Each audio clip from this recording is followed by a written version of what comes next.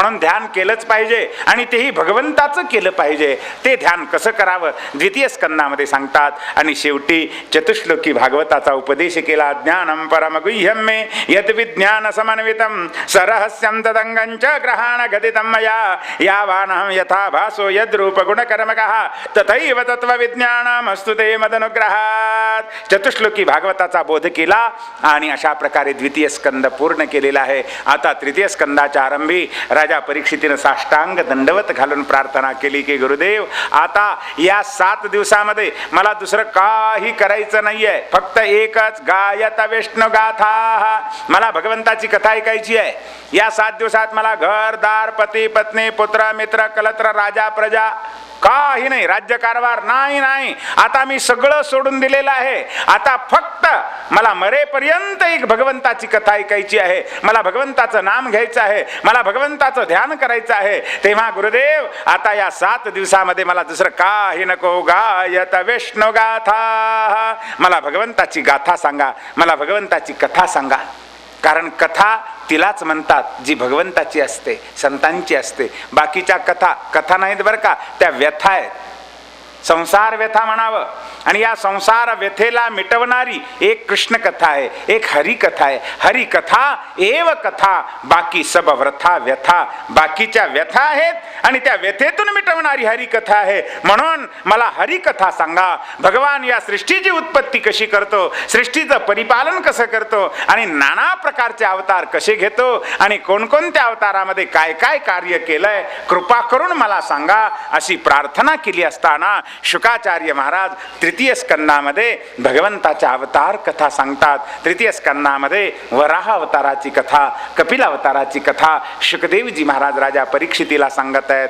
काय सांगतात राहिलेल्या वेळामध्ये आपण पाहूया. तत्पूर्वी थोडंसं नामस्मरण करूया आणि नंतर पुढची कथा पाहूया. हरये नमः हरये नमः हरये नमः. पुंडलीक वरदा हरे विठ्ठल. श्री गुरु ज्ञानदेव तुका गोपाल कृष्ण भगवान की. ते मला कृपा करून सांगा अशी प्रार्थना केली असताना शुकाचार्य महाराज सांगतात, राजन जेव्हा कौरव आणि पांडवांचं युद्ध होण्याची वेळ आलेली आहे, युद्ध टाळण्याकरता अनेकांनी प्रयत्न केले. कारण युद्ध चांगलं आहे का हो? युद्ध म्हणजे राष्ट्राची सर्वस्वाची हानी आहे महाराज. प्राणाची हानी, वित्ताची हानी, राष्ट्राची हानी, सर्वस्वाची हानी आहे. युद्ध झालं म्हणजे काही राहत नाही त्या राष्ट्रात. आज पहा इराकमध्ये जाऊन काय राहिले.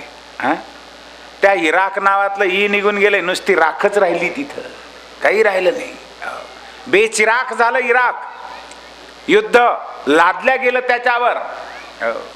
युद्ध चांगलं नाहीये, युद्ध टळावं म्हणून अनेकांनी प्रयत्न केला, ज्यामध्ये भगवान श्रीकृष्णांनी शिष्टाई केली, महात्मा विदुरांनी नीतीचा बोध केला, पण परिणाम होत नाहीये. शेवटी युद्ध ठरतयच. विदुरजी महाराज तिथून निघाले. दुर्योधनानं अपमान केला. विदुरजीला म्हणतात, अरे यांना कशाला ठेवायचं, हकलून द्या. विदुरजी म्हणतात, तू कशाला हकलतोस, मीच निघालो. आणि तीर्थयात्रेचं निमित्त करून तेथून निघाले. फिरत फिरत यमुनेच्या तीरावर आले असताना उद्धवजीची भेट होते आहे. उद्धवजीला क्षेम कुशल विचारल्यानंतर उद्धवजींनी सांगितलं, विदुरा तुम्ही तीर्थयात्रेला निघाल्यापासून इकडे कौरव पांडवांचं युद्ध झालं, कौरवांचा विनाश झाला, पांडवांना राज्य मिळालं, पांडवांनी राज्यही केलं आणि आता पांडवही निजधामाला गेले. भगवान श्रीकृष्णाने अवतार कार्य पूर्ण केलं. ऐकल्याबरोबर विदुरजींना वाईट वाटतंय. उद्धवा तुम्ही कुठे होतात? मी तिथेच होतो. भगवंताला मी प्रार्थना केली, देवा स्वधाम नयमावपी, मला सुद्धा स्वधामाला घेऊन चला, निजधामाला घेऊन चला. पण भगवान म्हणाले, उद्धवा माझ्या पश्चात माझ्या ज्ञानाची परंपरा या पृथ्वी तलावर कायम राहण्याकरता तुम्हाला राहणं आवश्यक आहे. देवा तुझी माया मला बाधेल ना? प्रभूने सांगितलं, अजिबात बाधणार नाही. मला बोध केला, मला भागवताचं ज्ञान दिलं, दिव्य ज्ञानाचा बोध केला, भागवत मला सांगितलं. असं उद्धवा जे भगवंताने तुम्हाला भागवताचं ज्ञान दिलं ना, ते भागवत तुम्ही मला द्या ना. कृपा करा आणि ते भागवत मला सांगा. उद्धवजी म्हणतात तो अधिकार माझा नाही आहे. कारण भगवान जेव्हा निजनामाला जाताना मला भागवत कथा सांगत होते ना, तेव्हा तिथे मैत्रेय ऋषी आलेले होते आणि त्या मैत्रेयाला आठवण करून भगवंतांनी मुद्दाम सांगितलं, मैत्रेया माझा विदुर भेटला नाही बरं का, मी निजनामाला चाललो आता, मला विदुराची आठवण येते, माझ्या विदुराची भेट झाली नाहीये, पण जेव्हा केव्हा तुमची आणि त्याची भेट होईल तेव्हा हे सगळं ज्ञान, हे भागवताचं ज्ञान तुम्ही विदुरजीला द्या.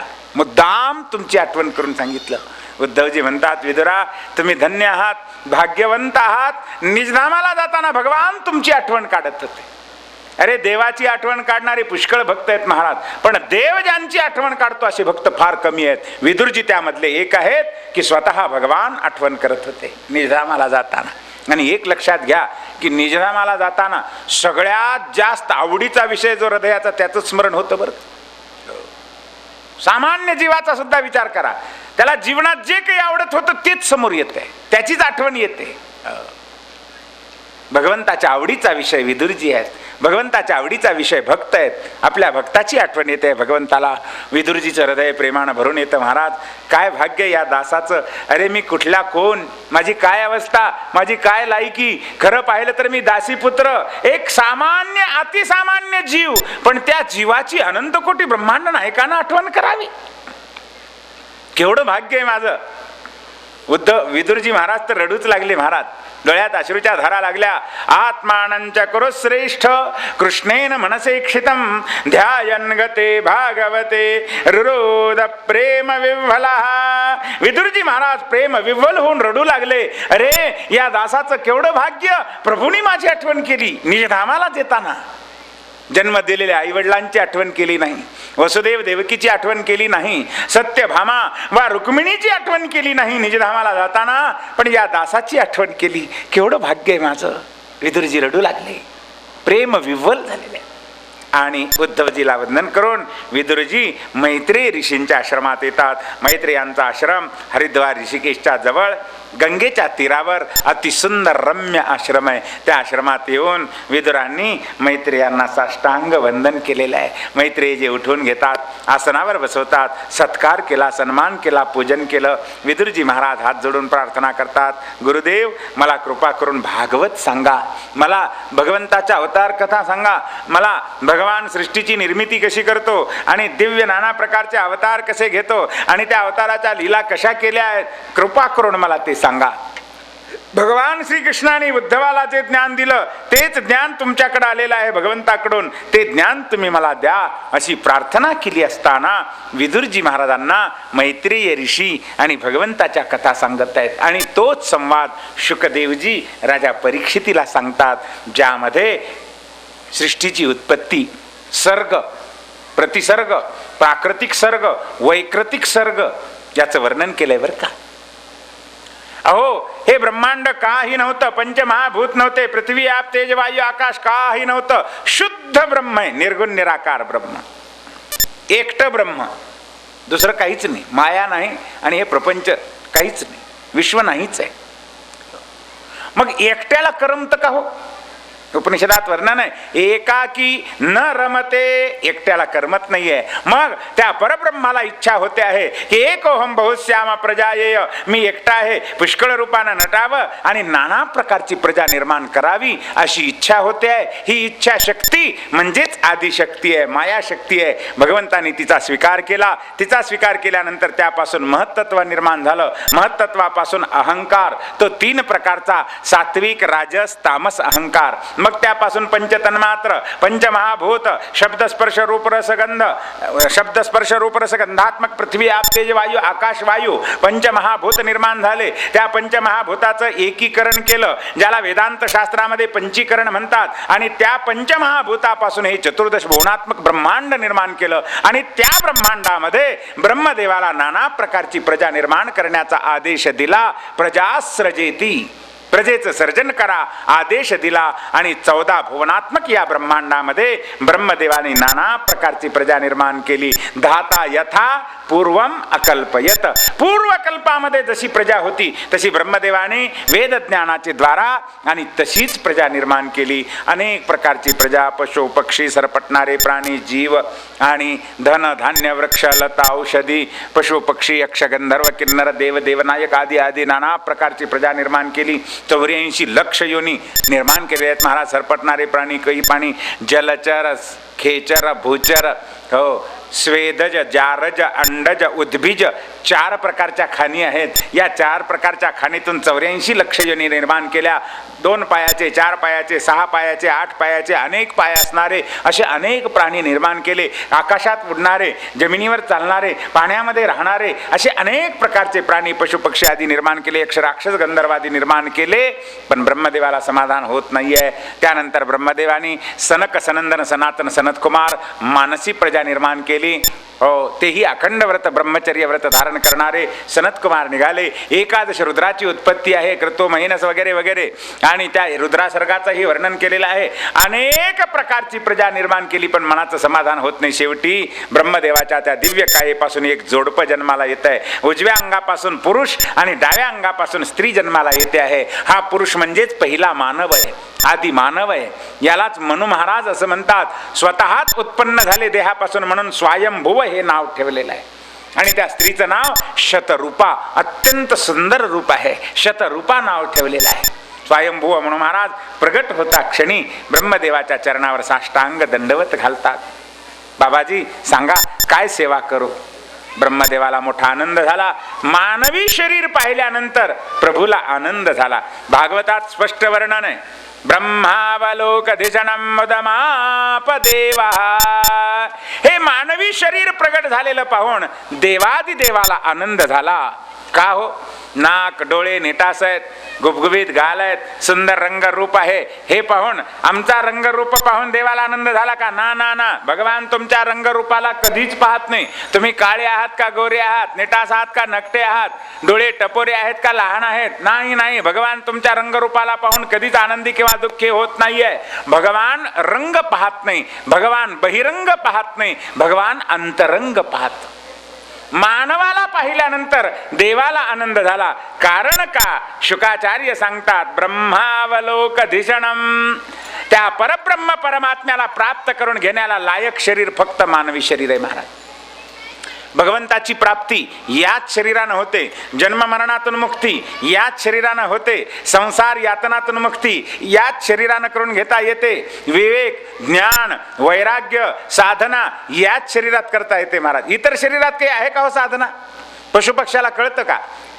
चिमणीला, कावळ्याला, कुत्र्याला, मांजराला कळतं का भागवत कथा कशी ऐकावी, रामायण कसं ऐकावं, देवाची पूजा कशी करावी? कळतं? कुत्र्याला कळतं का देवाला अभिषेक कसा? अहो कुठेही गेलं की ते आपलं अभिषेकच करतं. सर्वांतर्यामी परमात्मा फक्त कुत्र्यालाच कळाला बरं का. कुठे खांब पाहो, दगड पाहो, गाडी पाहो, काही पाहो, अहो शांत जर उभं राहिलं तर आमच्याच टंगड्यावरती अभिषेक करताय. कधी कळतं का कुत्र्याला देवाला अभिषेक कसा करावा? नाही कळत. मांजराला, चिमणीला, कावळ्याला, गाईला, म्हशीला, सर्पाला, विंचवाला, किडामुंगी, ना ना ना, कुठलीच योनी नाहीये. 84 लक्ष योनीमध्ये फक्त एक मानव देह असा आहे की ज्या मानव देहामध्ये विवेक आहे, बुद्धी आहे, ज्ञान आहे आणि इंद्रिय सुद्धा साधना करण्याला लायक अशा प्रकारचे आहेत महाराज. आणि म्हणून साधना करून भगवंताची प्राप्ती करून घेण्याचा लायक देह फक्त मानवी शरीर आहे.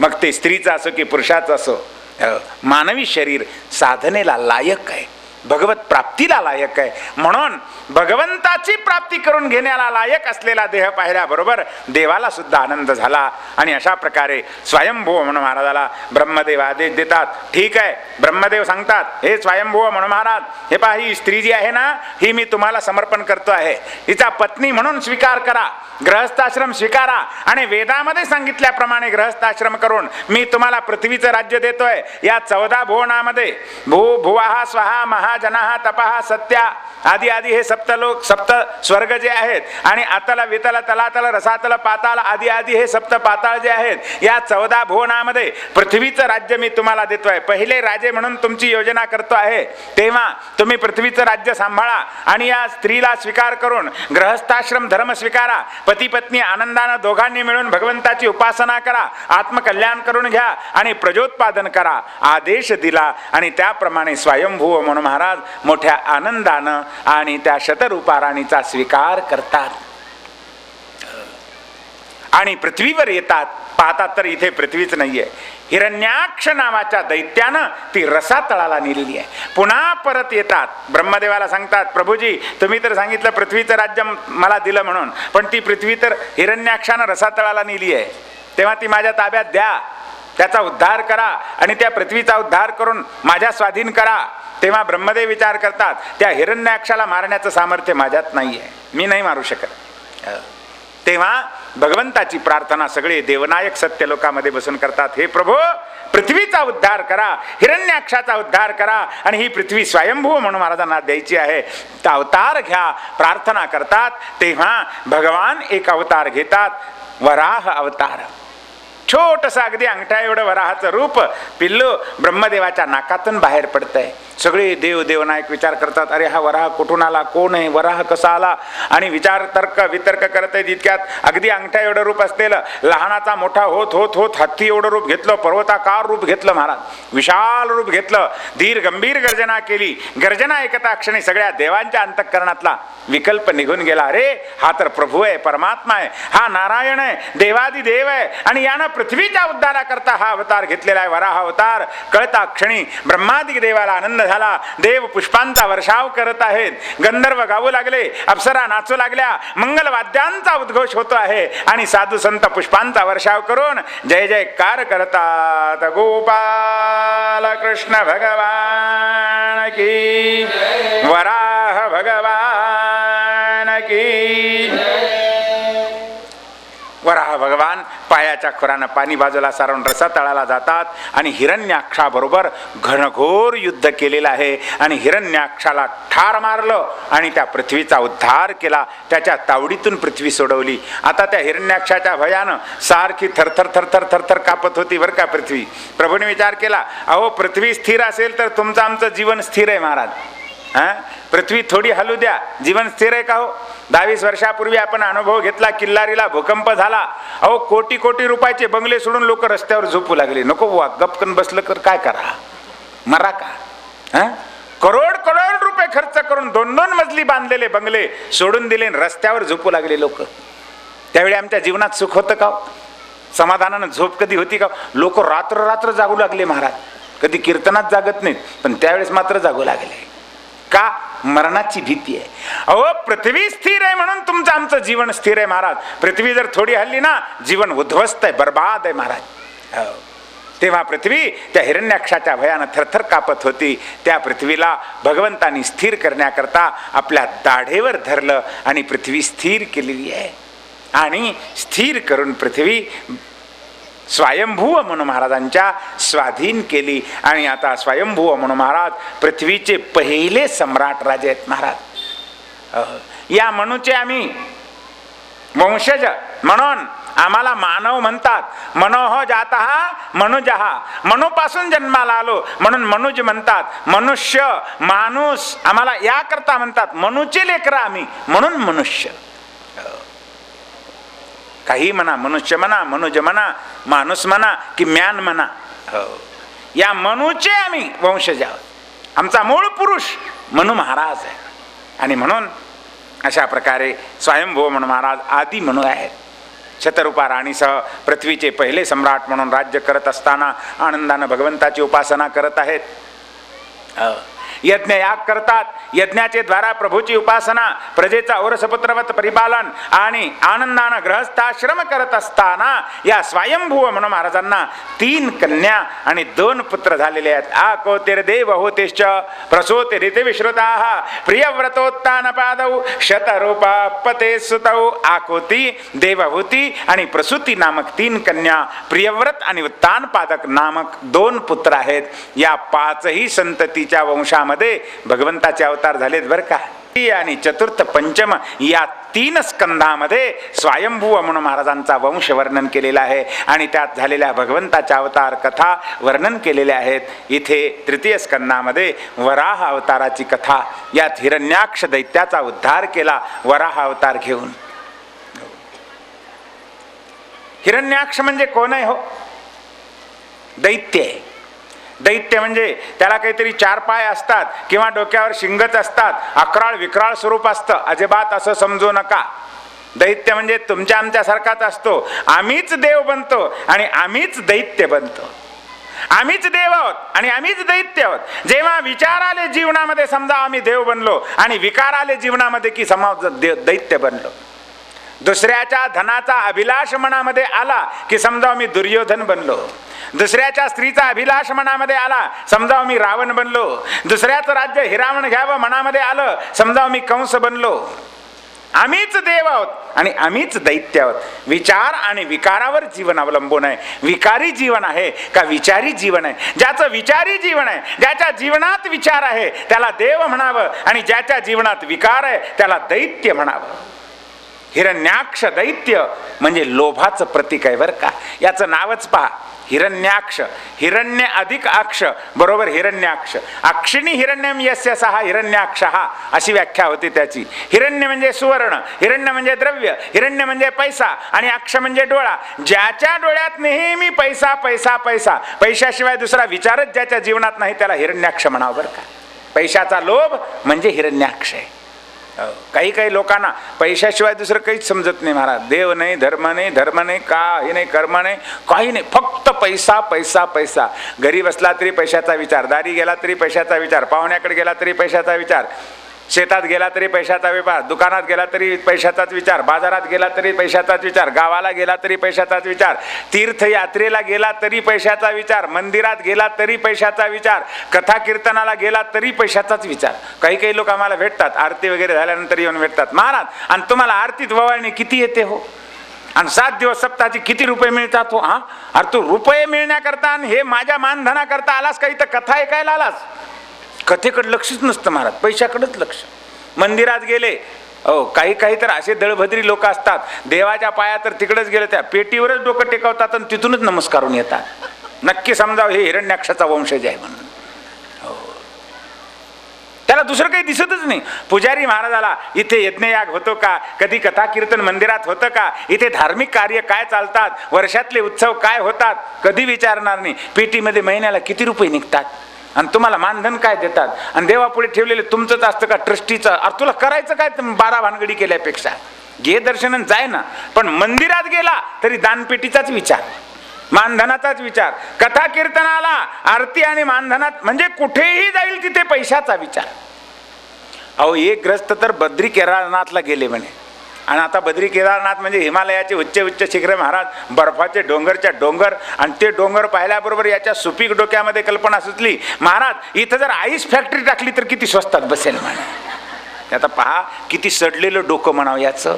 अरे बद्रीनाथ सारख्या देवभूमीमध्ये, केदारनाथ सारख्या देवभूमीमध्ये गेल्यानंतर त्याला तिथेही फॅक्टरीच आठवू लागली महाराज. सगळा जन्म पैसा करता आहे. आणि अशा प्रकारचं ज्याच्या जीवनात पैसा हेच अंतिम साध्य आहे त्याला हिरण्याक्ष दैत्य म्हणावं. आणि त्याला ठार मारून भगवंतांनी पृथ्वीला स्थिर केलं आणि स्वयंभू म्हणून महाराजांच्या स्वाधीन पृथ्वी केली. आता स्वयंभू म्हणून महाराजांच्या वंशात 3 कन्या 2 पुत्र, त्या वंशामध्ये भगवंताचे अवतार, ज्या अवतारात कपिल अवतार, सतीचा अवतार, ध्रुवाचं चरित्र, पृथु अवतार, भरत महाराज, ऋषभदेव आदी आदी अवतार कथा शुकदेवजी महाराज राजा परीक्षितीला सांगतात.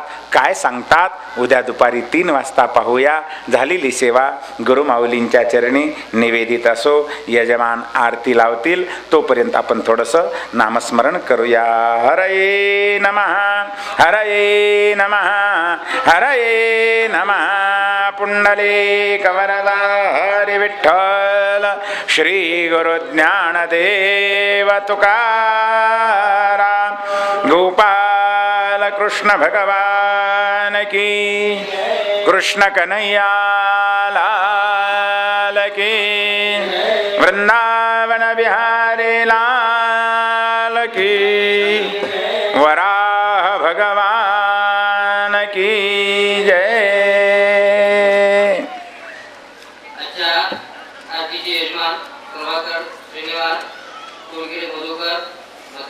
कोली, दिनकर मारामार, बापूराव नादरगे, अरुण मारामार, मेहकरेसर, गायकवाड वायगाव, पंढरनाथ कोलावार, उत्तम करकोटे, सीताराम महाजन, कर्नाटे नागीर, राजकुमार शरद, वामन पाटील, सौ